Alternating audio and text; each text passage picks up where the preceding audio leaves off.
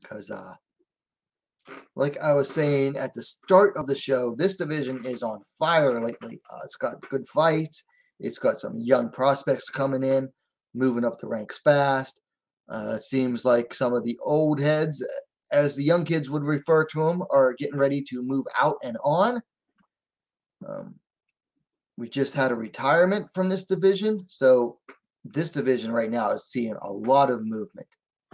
And definitely time to talk about the UFC Flyweight Division. So we're going to take a look at it. We're going to start at the top, start at the champion, Valentina Shevchenko, and we're going to move all the way down the rankings from Jessica Andraj at number 1 to Erin Blanchfield, who just joined the rankings last week at number 15. But man, you look at this division and it is a good mix here. You've got some veterans. You've got some younger fighters. You've got some young people who are young but still veterans. And then you've got some fighters that aren't as experienced and are young and hungry. So this is, I'm not saying that this division is better than the strawweight division, but I definitely see why some people hold that opinion. So let's get going with this. Let's start at the top with the champ, the Bullet, Valentina Shevchenko. So she is undefeated at flyweight. It has 6 title defenses so far. I believe that is either the tie or the record for women's title defenses. I believe it's tied with Ronda Rousey right now. So one more title defense, and she'll have beaten the record for women's title defenses in the UFC. Her last bout was in September, where she defeated Lauren Murphy via finish in the 4th round. Right now, she is not currently scheduled. So let's be honest. And I'm saying this as someone who is not a Shevchenko fan. I appreciate her skills. I'm just not a fan of her fighting style for the most part. She is absolutely the very definition of a dominant champ. So right now, the rest of the division is busy playing catch up, which happens because this is a young division, and we've seen it in the past, like with strawweight or with bantamweight, where the division gets started and someone rises to the top, and they are very dominant for a minute, and then eventually they'll fall off. Now, right now, it doesn't look like Valentina is going to be falling off anytime soon, but you just never know.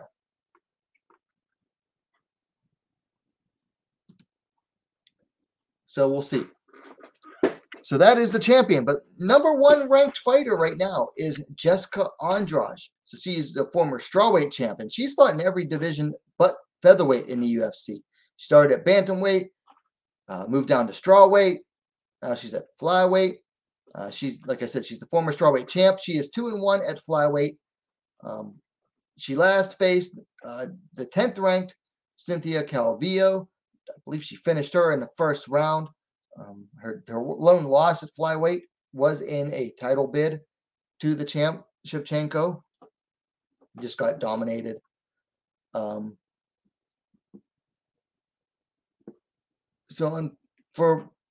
Unfortunately, it seems like she's moving back down to strawweight because Andraj's next bout is going to be against the number 10th ranked strawweight, Amanda Lemos, and that's going to go down. I don't have the date written down here. Sometime in the next few months, she's going to be facing the 10th ranked flyweight or strawweight Amanda Lemos. So it looks like Andraj is done with with flyweight for now. Maybe she thinks she can get back down to strawweight and title for the belt again. Now that Rose is the champ again down there, and she's 1-1 with Rose Namajunas, maybe she thinks head back down to strawweight and challenge for the title again. I don't know, but she's moving back down to strawweight. So as soon as that happens, pretty much the whole rankings here at flyweight are going to change, and everyone's going to move up by 1 spot. But Andraj, she came up to flyweight and made her mark early. I mean, took out Catelyn Chicago, via TKO. Of course, she immediately got a title shot. Unfortunately, it didn't work out for her. And then took on Cynthia Calvillo and made easy work of her. So in her wins at flyweight, she made easy work of everyone. But honestly, if you were to ask some of the flyweight fighters, I bet they're not disappointed she's moving back down to strawweight. So now we move on to number 2, Catelyn Chicago. So Catelyn is started out in UFC at bantamweight, then moved down to flyweight. She is 8-3 since that move. In her last bout, she defeated 4th-ranked Jennifer Maia in a rematch. Defeated Jennifer Maia again. That was back on January 15th, so very recently. Now, Chookagian is currently testing free agency. UFC did not offer her a new contract after her last bout, and her bout against Maia was the last bout on her contract. So, excuse me, we'll have to see if they offer her a new contract. I'll be disappointed if they don't. I feel like Chookagian is a very necessary player in this division, an important player in this division. So if they don't end up offering her a new contract, I'll be very disappointed. But we'll have to see what happens with her. Right now, Chookagian is at that spot where she already lost to the champ. So now she's basically got to clean out everyone else in order to justify another shot.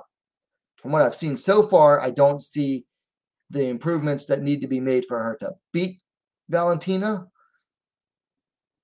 But we won't know unless that rematch happens. So Chookagian is a free agent, but she is still listed on the roster for now. Then we have 3rd-ranked Lauren Murphy. So Murphy is a former Invicta champ at bantamweight, came to the UFC at bantamweight, was probably on the verge of getting cut, joined the Ultimate Fighter season that introduced the flyweight season, and has been fighting at flyweight since then. She is currently 6-2 since moving to flyweight. She last fought and lost to the champion, Valentina Shevchenko, in September. She does have a bout coming up. She's next going to face the 8th-ranked Miesha Tate, the 8th-ranked bantamweight Miesha Tate. I don't have that. My apologies. I don't have that thumbnail up there. But Murphy is going to face the 8th-ranked bantamweight Miesha Tate where I have it, on May 14th. So she is welcoming Miesha Tate to flyweight. So Murphy's one of those fighters. She's one of those fighters that people just don't really talk about other than when she's fighting. A lot of people don't give her enough credit. Murphy is one of those fighters. She's not, other than the champ who blew her away, and honestly, I thought she could have finished her in the 1st or 2nd round. But other than that, Murphy is one of those fighters. Like, she's not going to be an easy win for everyone. She is grit personified. You go into a fight with Lauren Murphy, it's not going to be an easy fight, win or lose. You're in that bout for the long haul. So I think people just don't give Lauren Murphy enough credit. And I think she has a very good chance of beating Miesha Tate. Because for one thing, Miesha Tate has never actually fought at flyweight. So we don't know if she'll actually make it. If she does, we don't know what that weight cut's going to be like. And she's going to be in there against an absolute grinding machine in Lauren Murphy. So that's your 3rd-ranked fighter. Next, we move to 4th-ranked Jennifer Maia. Maia is another former Invicta champ. She was the flyweight champ and defending flyweight champ as well. Unfortunately for her, since coming to the UFC, she is 4-4, won 4, lost 4. Her last bout, she lost the decision to number 2-ranked Catelyn Chicago in a rematch. Lost to Chicago for the 2nd time. She is not currently scheduled for a bout. So Maya seemed like a very strong champion in Invicta. Just then she came into the UFC, and it's like, oh, there are levels to this game. And I know that phrase gets overused a lot, but it's true. There are levels to this game. I mean, she lost twice to Chukagian. She at this point, she needs to put together some serious wins and seriously look good in those bouts if she ever wants to get to the title at this point. She's ranked number 4, but it's going to be very hard for her to move up at this point. So rounding out the top 5 plus the champ, we have 5th ranked Talos Santos. Santos is one of the younger fighters in this division so far. She's 20. She's like not one of the babies in the division, but she is one of the younger ones. She's 28 years old. She is 4-1 since coming to the UFC. I believe she lost at bantamweight and then moved on to flyweight. Correct me if I'm wrong, though, in the chat. But her last bout, she defeated Joanne Wood on November 20th. She is not currently scheduled. Honestly, it looks like Santos is going to be the next to challenge for the title against the champ Shevchenko. I don't think she'll beat Shevchenko, but I think she'll be the first fighter in a while to really take it to the champ. She has the striking, she has the grappling, she's a heavy hitter. She seems to have the gas tank. She has a lot of good fighting attributes. Santos is definitely part of the future of this division. If I remember right, I think she came in like late notice against Joanne Wood and just absolutely dominated her from bell to bell. Beat her up on her feet and then still took her down and dominated her on the ground as well. So, I mean, made Joanne look bad in that bout. So Santos is one of the fighters to keep an eye on. Probably going to be the next title challenger. So that's your top 5 plus the champ. So let's move into the rest of the top 10. So at number 6, we have Viviani Araujo. So Araujo wasn't a flyweight outside the UFC. Came to the UFC on short notice, took a bout at bantamweight, won that bout, and then moved down to flyweight. Since moving to flyweight, she is 3-2 overall. Her last bout, she lost to number 2 ranked Catelyn Chicago. That was back in May. So she's coming up on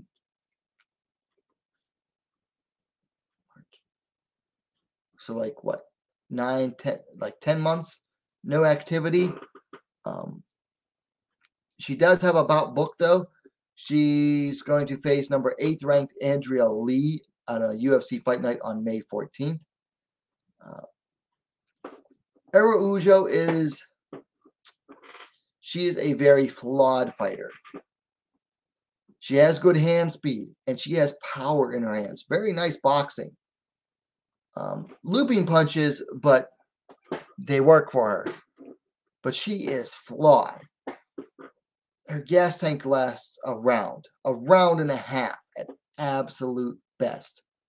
So every fight she goes out there, if it goes past the first round, she's gassed. And I don't think she's finished anyone since coming to flyweight. So, yeah, she basically gasses out in all of her fights. If she doesn't fix that, I don't see her ever challenging for the title, because fighters who can outwork her and have that gas tank are going to beat her. If she can fix her gas tank issues and learn that, hey, not every strike needs to be thrown at full force, then she can definitely she might have a chance. As for this bout against Andrea Lee, I think this is a good one. Lee has shown some trouble with her gas tank in the past, not recently, but she definitely has the style where she can outwork and outthrow Araujo. And she's gritty enough to get past the first round. So I think this will be a very interesting bout coming up here.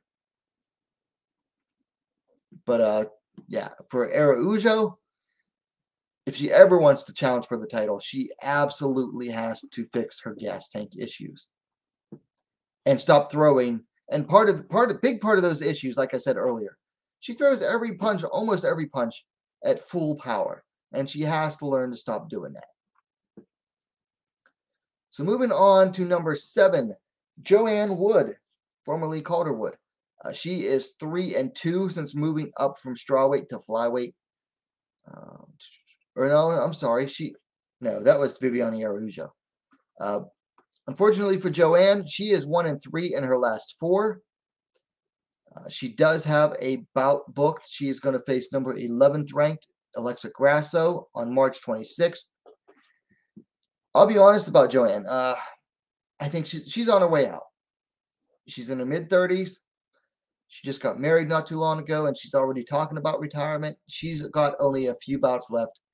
She is absolutely on her way out. She was close to challenging for the title a few times, mostly by being highly ranked.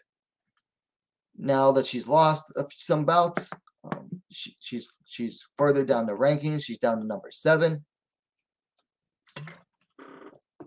I think Joanne's on her way out. Now, can she beat Alexa Grasso? Yes. Will she beat Alexa Grasso? I don't know. I just don't know at this point. Because I think she already has her mind set on retirement and getting preggers. So we'll have to see when that bout comes. Next, we have number 8, Andrea Lee. KGB Lee. She was on a 3-fight losing streak recently, but she's won her last 2. She's currently 5-3 in the UFC. Her last bout, she defeated 10th ranked Cynthia Calvillo back in November.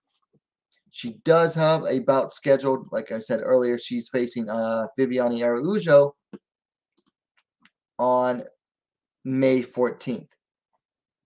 So Lee seemed like she was on her way down and out for a little bit with those 3 straight losses. I mean, came in the UFC, won 3, lost 3, and now she's won 2.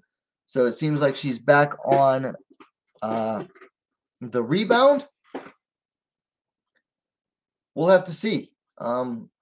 She's got to get past Araujo. She's got to get past that first round, and she has to absolutely, throw some volume. And I think Araujo is a really good fight for KGB Lee to make her mark on and show that, yeah, I am back and I'm going to get into title contention here. We'll have to see, though.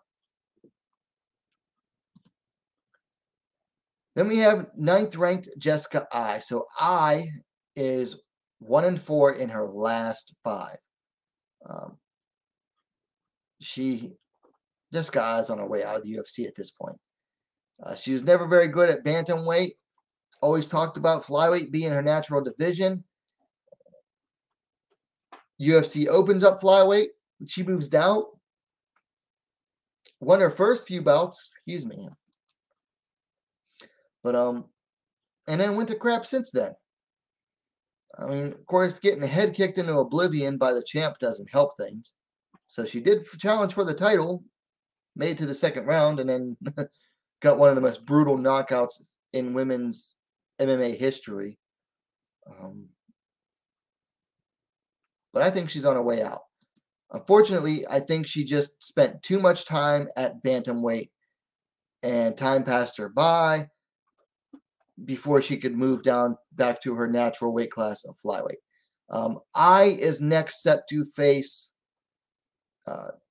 13th ranked Manon Fiora at UFC 272. That goes down March 5th. Honestly, this is a must-win bout for both ladies. For Fiora, you don't want to lose to someone with Eye's recent record. For Eye, you don't want to be 8th ranked and then lose to number 13. If she loses this next bout, she's likely out. So as far as the title picture is concerned, Eye has nothing to do with the title picture. Moving on, we're closing out the top 10. Cynthia Calvillo. So Calvillo is 3-3 since moving up to flyweight. Before that, she had spent her UFC career, I should say, at strawweight. Moved up and is now 3-3 since then. She most recently lost to 8th ranked Andrea Lee in November. She's not currently scheduled for a bout. I think she might be moving back down to strawweight, though. And honestly, at this point, probably better advised that she moves back down to strawweight. Now, she had trouble making the weight before, but I truly believe that if she wants to get going and have a chance to like really move up and do big things, she's better off moving back down to strawweight. She's got to do a lot of other things besides that, but I think she'll have a better chance down at strawweight if she can get her weight down properly. So that closes out the top 10. So let's close out the top 15. So we move to number 11, Alexa Grasso, one of my personal favorite fighters. Grasso is 2-0 since moving up to flyweight from strawweight. Her last bout, she defeated 14th ranked Macy Barber. That was in February of last year, so she's going on a year of inactivity. Injuries, I think she caught COVID, maybe. I can't remember. But she was supposed to fight late last year and had to drop out. But she does have a bout scheduled.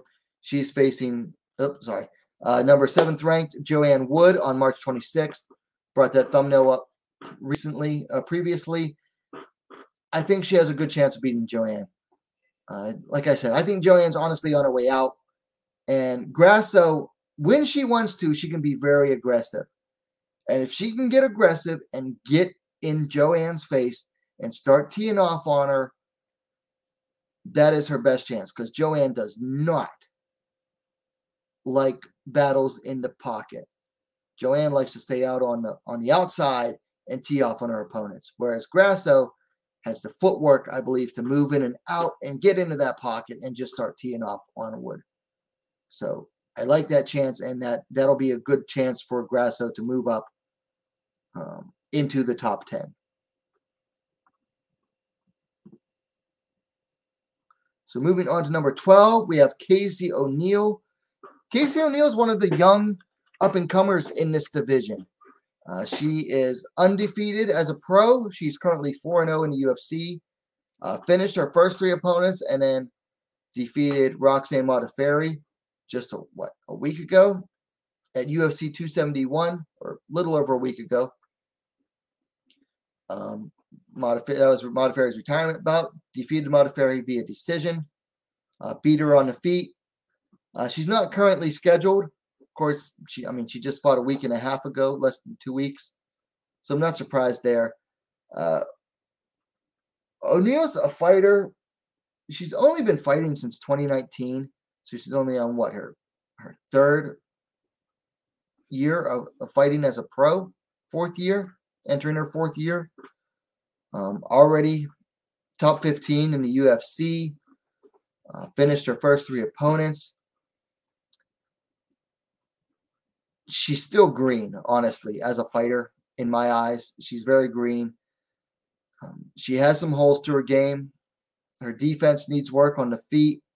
If she can get her opponents down, very good on the ground, but her striking needs work. Still needs work. She did show a lot of improvement in her striking against Modafferi, but her defense now needs shored up. So moving along, we have number 13, Manon Fiora. So she is 3-0 in the UFC with 2 finishes and 1 decision.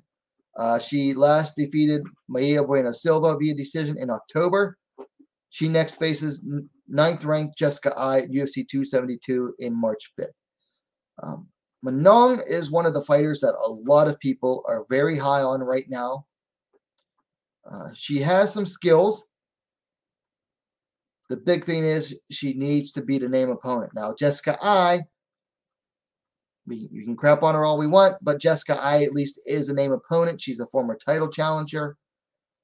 Manon absolutely needs to beat Jessica Eye. She not only needs to beat Jessica Eye, I think she needs to make a statement and finish Jessica Eye. Can she beat Jessica Eye? Definitely. Can she finish Jessica Eye? We'll have to see. Will she beat Jessica Eye? I don't know. We'll have to see. The biggest thing with Manon right now is she appears to have some of the skills necessary to do well in this division. She just hasn't faced the competition. I mean, her first fight was against a fellow UFC debutante, Victoria Leonardo. Her second bout was against a late notice strawweight who looked like an atom weight compared to Fiora. The size difference was ridiculous. Her third fight was against a Maida Buena Silva that I mentioned this previously. Basically went out there and threw the fight because she didn't really throw anything. She just walked forward, blocked strikes, and shook her head and did nothing. So a lot of people were really high on Manon after that fight. I wasn't. I'm still not. She's got to look good against Jessica Eye. But we'll see. I know age-wise, I think she's already like 32. So we'll have to see.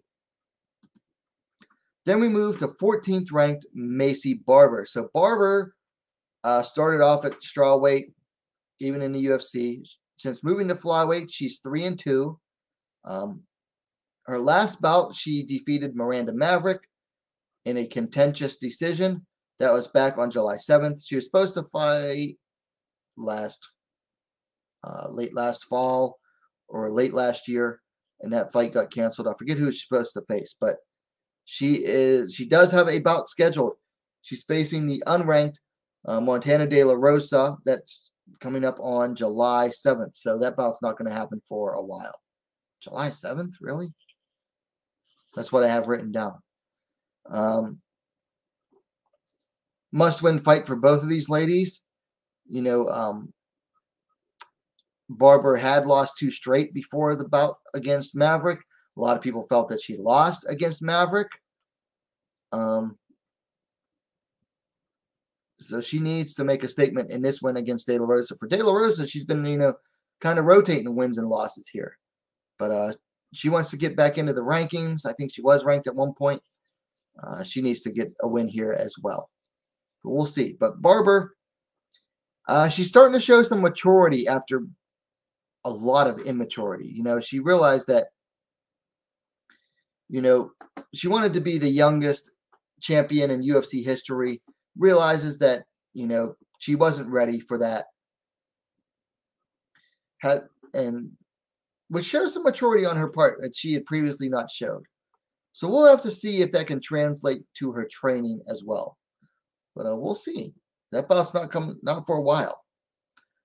So finally, closing out the top 15, we have Erin Blanchfield.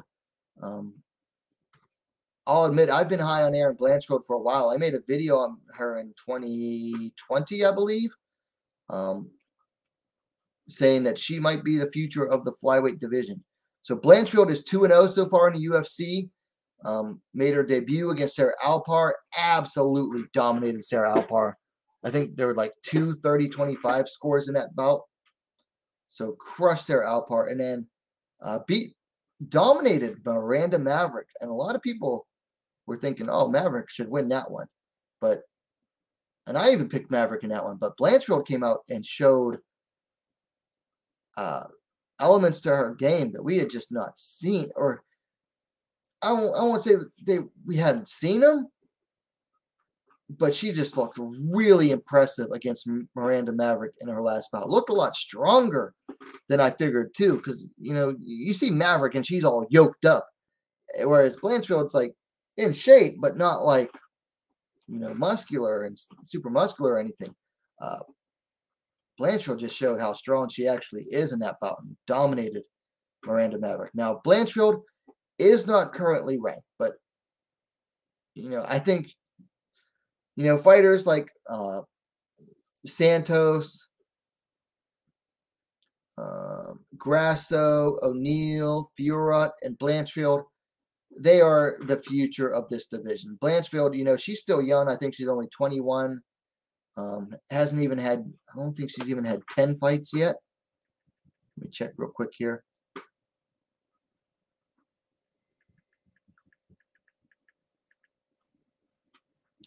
Yeah, Erin Blanchfield, only 9 fights so far. She's 22 years old, so very young, has a lot of room growth potential, and shown a lot of growth, too, in the short time that she's been fighting, because she only turned pro in 2018. So definitely, she is the future of this division. So that is it for the look at the UFC flyweights, the state of the division, as it were. This division is absolutely popping right now. You know, got a lot of good wins, a lot of young up and comers in this division. We've got some experienced veterans so far. So this division has a very bright future, and it's come a long way in a very short amount of time too, so which isn't that surprising. So we'll go ahead and close out that segment. We've got a lot of remarks in the chat here. I wasn't ignoring you guys. I saw every comment. I just didn't want to interrupt the segment. That way the chats aren't included when I clip it later on.